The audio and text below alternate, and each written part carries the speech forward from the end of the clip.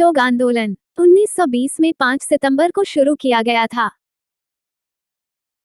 इसका नेतृत्व महात्मा गांधी ने किया था और ब्रिटिश उत्पादों के उपयोग को समाप्त करने, ब्रिटिश पदों से इस्तीफा लेने या इस्तीफा देने, सरकारी नियमों, अदालतों आदि पर रोक लगाने पर ध्यान केंद्रित किया गया था। यह आंदोलन अहिंसक था और जलियांवाला के बाद देश के सहयोग को वापस लेने के लिए शुरू किया गया था। जलियांवाला बाग हत्याकांड और रॉलेट एक्ट। महात्मा गांधी ने कहा कि यदि यह आंदोलन सफल रहा तो भारत 1 वर्ष के भीतर स्वतंत्रता प्राप्त कर सकता है। यह एक जन आंदोलन के लिए व्यक्तियों का संक्रमण था। असहयोग को पूर्ण स्वराज पाने के लिए भी ध्यान केंद्रित किया गया, जिसे पूर्ण स्वराज भी कहा जाता है। असहयोग आंदोलन अंग्रेजों के अत्याचार के खिलाफ 1 अगस्त 1920 को गांधी जी द्वारा शुरू किया गया सत्याग्रह आंदोलन है। यह अंग्रेजों द्वारा प्रस्तावित अन्यायपूर्ण कानूनों और कार्यों के विरोध में देशव्यापी अहिंसक आंदोलन था। इस आंदोलन में ये स्पष्ट किया गया था कि स्वराज अंतिम उद्देश्य है। लोगों ने ब्रिटिश सामान खरीदने से इनकार कर दिया और दस्तकारी के सामान के उपयोग को प्रोत्साहित किया। असहयोग आंदोलन के उद्देश्य। असहयोग आंदोलन अंग्रेजों के अत्याचार के खिलाफ 1 अगस्त 1920 को गांधी जी द्वारा शुरू किया गया सत्याग्रह आंदोलन है। यह अंग्रेजों द्वारा प्रस्तावित अन्यायपूर्ण कानूनों और कार्यों के विरोध में देशव्यापी अहिंसक आंदोलन था। इस आंदोलन में ये स्पष्ट किया गया था कि स्वराज अंतिम उद्देश्य है। लोगों ने ब्रिटिश सामान खरीदने से इनकार कर दिया और दस्तकारी के सामान के उपयोग को प्रोत्साहित किया। असहयोग आंदोलन की विशेषताएं। उनके शीर्षकों और उल्लेखनीय पदों से त्याग। गैर सहयोग आंदोलन ने भारत में निर्मित वस्तुओं और उत्पादों के उपयोग और विनिर्माण को आगे बढ़ाया और ब्रिटिश उत्पादों के उपयोग को और अधिक बढ़ावा दिया। ब्रिटिश नियमों के खिलाफ लड़ने के लिए अहिंसक और शांतिपूर्ण का पालन करना था। भारतीयों को विधान परिषद के चुनावों में भाग लेने से मना करने के लिए कहा गया था। ब्रिटिश शिक्षा संस्थानों को प्रतिबंधित और वापस लेना। असहयोग आंदोलन के कारण। विश्व युद्ध। एक विश्व युद्ध के दौरान एक भारतीय सैनिक ब्रिटिश पक्ष से लड़े और भारतीय समर्थन के लिए एक टोकन के रूप में ब्रिटिश भारत की स्वतंत्रता के रूप में एहसान वापस कर सकते हैं। लगभग 74,000 सैनिकों की बलि दी गई और बदले में कुछ भी नहीं दिया गया। किफायती मुद्दे। प्रथम विश्व युद्ध के बाद पूरे भारत में कई आर्थिक मुद्दे थे। हर उत्पाद की कीमत बढ़ रही थी और दूसरी तरफ किसानों को अपने कृषि उत्पादों के लिए आवश्यक मजदूरी नहीं मिल पा रही थी, जिसके परिणाम स्वरूप ब्रिटिश सरकार के प्रति नाराजगी थी। Rowlatt act. रॉलेट एक्ट ने भारतीयों की स्वतंत्रता को दूसरे स्तर पर नकार दिया। इस अधिनियम के अनुसार ब्रिटिश किसी को भी गिरफ्तार कर सकते हैं और उन्हें उचित परीक्षण के अधिकार के बिना जेल में रख सकते हैं। इसने नॉन कोऑपरेशन मूवमेंट के प्रमुख कारणों में से एक को जन्म दिया। जलियांवाला बाग हादसा। 13 अप्रैल 1919 को हुआ जलियांवाला बाग नरसंहार हर भारतीय में रोष और आग भर देने वाली घटना थी, जो ब्रिटिश सरकार में सबसे कम विश्वास था। इस नरसंहार में ब्रिगेडियर जनरल रेजिनाल्ड डायर के आदेश से 379 लोग मारे गए और 1200 घायल निहत थे। नागरिकों को नुकसान पहुंचाया गया। खिलाफत आंदोलन। उस समय मुसलमानों का धार्मिक प्रमुख टकी का सुल्तान माना जाता था। प्रथम विश्व युद्ध में जब टकी को अंग्रेजों ने हराया था, मौलाना मोहम्मद अली और मौलाना शौकत अली, मौलाना आजाद, हकीम अजमल खान और हसरत मोहानी के नेतृत्व में खिलाफत आंदोलन के रूप में एक समिति का गठन किया गया था। इस आंदोलन ने हिंदुओं और मुसलमानों के बीच एकता का कार्य किया। असहयोग आंदोलन का निलंबन। नॉन कोऑपरेशन मूवमेंट स्वतंत्रता संग्राम के सबसे बड़े आंदोलनों में से एक था। सभी प्रयासों के बावजूद यह एक सफलता थी और कुछ कारणों के कारण इसे निलंबित कर दिया गया था। उत्तर प्रदेश में वर्ष 1922 फरवरी में किसानों के एक हिंसक समूह ने पुलिस स्टेशन में आग लगा दी और 22 पुलिसकर्मियों की हत्या कर दी। गैर सांकेतिक आंदोलन अहिंसक या शांतिपूर्ण था, लेकिन कुछ हिस्सों में आंदोलन हिंसक आक्रोश और विरोध में बदल गया। गांधी जी ने सीआर दास, मोतीलाल नेहरू और रविंद्रनाथ टैगोर जैसे नेताओं की आलोचना करते हुए कहा कि भारत अहिंसक आंदोलन के लिए तैयार नहीं था। असहयोग आंदोलन का प्रभाव। भले ही नॉन कोऑपरेशन मूवमेंट सफल नहीं था, लेकिन इसने कुछ प्रभाव छोड़ दिए। यहाँ इस आंदोलन के सभी प्रभाव हैं। इस आंदोलन ने लोगों में ब्रिटिश विरोधी भावना विकसित की, जिसके कारण लोग ब्रिटिश शासन और नेताओं से छुटकारा पाने की कोशिश कर रहे थे। जब खिलाफत आंदोलन को नॉन कोऑपरेशन मूवमेंट में मिला दिया गया, तो इससे हिंदुओं और मुसलमानों में एकता आई। ब्रिटिश वस्तुओं का बहिष्कार और खादी उत्पादों का प्रचार। ये पहला आंदोलन था जिसमें बड़े पैमाने पर लोगों ने भाग लिया। इसने विभिन्न श्रेणियों के लोगों जैसे किसानों, व्यापारियों आदि को विरोध में एक साथ लाया। असहयोग आंदोलन कब और क्यों वापस लिया गया? चौरी चौरा उत्तर प्रदेश में गोरखपुर के पास का एक कस्बा है, जहां 4 फरवरी 1922 को भारतीयों ने ब्रिटिश सरकार की हिंसक कार्यवाही के बदले में एक पुलिस स्टेशन में आग लगा दी थी। इससे उसमें छुपे हुए 22 पुलिस कर्मचारी जिंदा जलकर मर गए थे। चौरी चौरा कांड। इस घटना को इतिहास के पन्नों में चौरी चौरा कांड से के नाम से जाना जाता है। इस कांड का भारतीय स्वतंत्रता आंदोलन पर बड़ा असर पड़ा। इसी कांड के बाद महात्मा गांधी काफी परेशान हो गए थे। इस हिंसक घटना के बाद गांधी जी ने अपना जोर शेर से चल रहे आंदोलन असहयोग आंदोलन वापस ले लिया। असहयोग आंदोलन का प्रसार। असहयोग आंदोलन का प्रसार निम्नलिखित तरीकों से किया गया। अली बंधुओं और महात्मा गांधी ने राष्ट्रव्यापी छात्र और राजनीतिक कार्यकर्ता रैलियों और सभाओं का आयोजन किया। 800 से अधिक राष्ट्रीय स्कूलों और कॉलेजों में दाखिला लेने के लिए हजारों छात्रों ने औपनिवेशिक स्कूलों और कॉलेजों को छोड़ दिया। बंगाल में अकादमिक बहिष्कार प्रमुख था।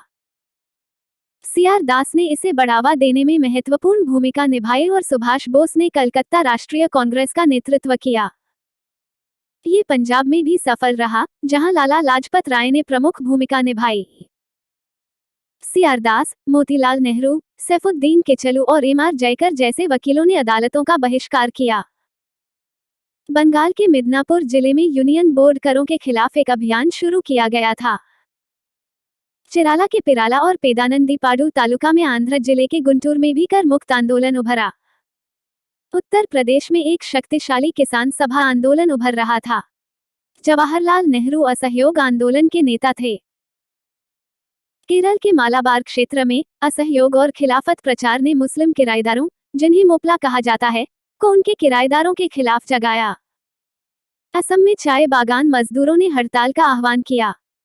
आंध्र ने वन कानूनों की अवहेलना की। पंजाब में अकाली आंदोलन भ्रष्ट महंतों, पुजारियों से गुरुद्वारों के नियंत्रण का विरोध करने के लिए असहयोग आंदोलन का हिस्सा था। असहयोग आंदोलन से जुड़े व्यक्तित्व। असहयोग आंदोलन कई नेताओं और आम लोगों को भी एक साथ लाया। नॉन कोऑपरेशन मूवमेंट में हिंदुओं और मुसलमानों को फिर से मिला दिया गया। असहयोग आंदोलन से जुड़े कुछ अन्य नेता और व्यक्तित्व थे।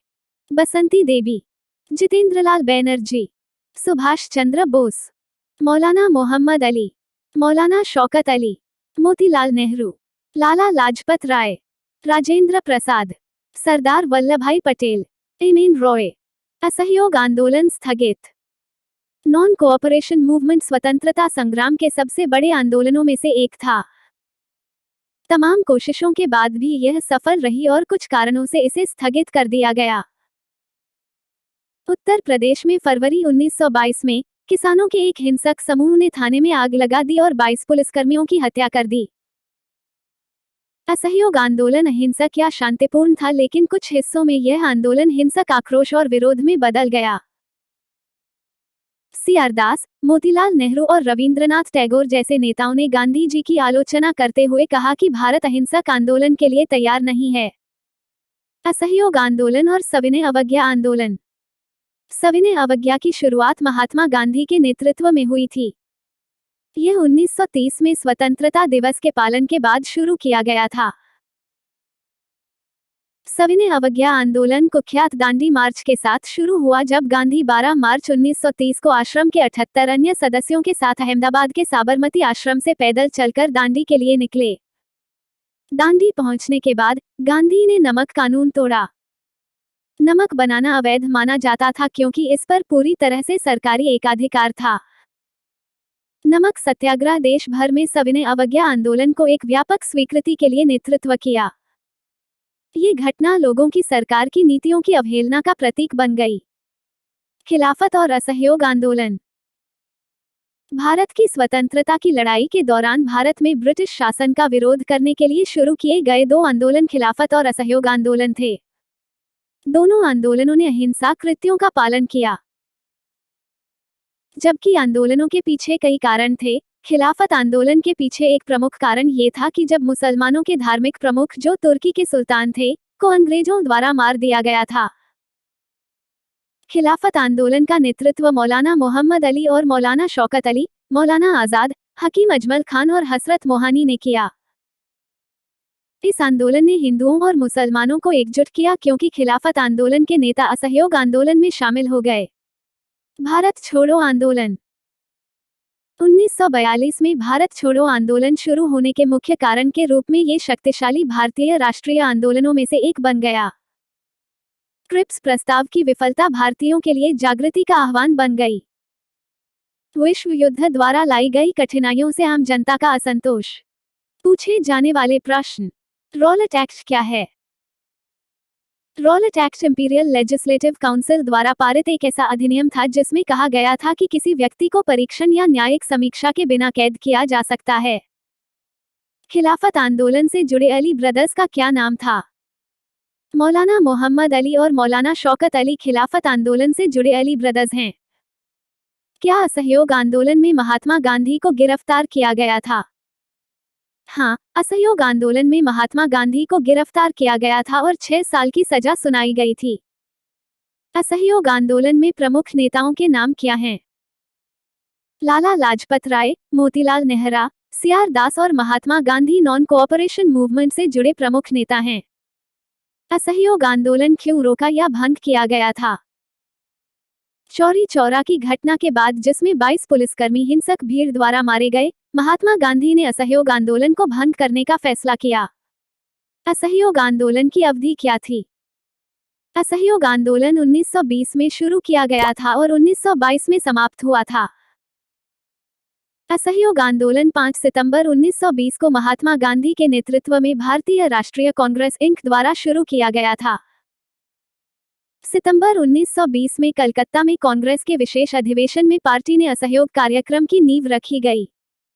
असहयोग आंदोलन क्यों शुरू हुआ? अंग्रेज हुक्मरानों की बढ़ती जातियों का विरोध करने के लिए महात्मा गांधी ने 1920 में 1 अगस्त को असहयोग आंदोलन का आगाज किया था। आंदोलन के दौरान विद्यार्थियों ने सरकारी स्कूलों और कॉलेजों में जाना छोड़ दिया। वकीलों ने अदालत में जाने से मना कर दिया। कई कस्बों और नगरों में मजदूर हड़ताल पर चले गए। असहयोग आंदोलन क्या है, समझाएं।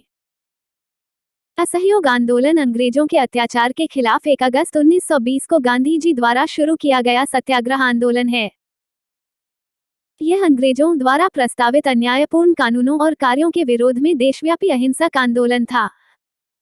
इस आंदोलन में ये स्पष्ट किया गया था कि स्वराज अंतिम उद्देश्य है।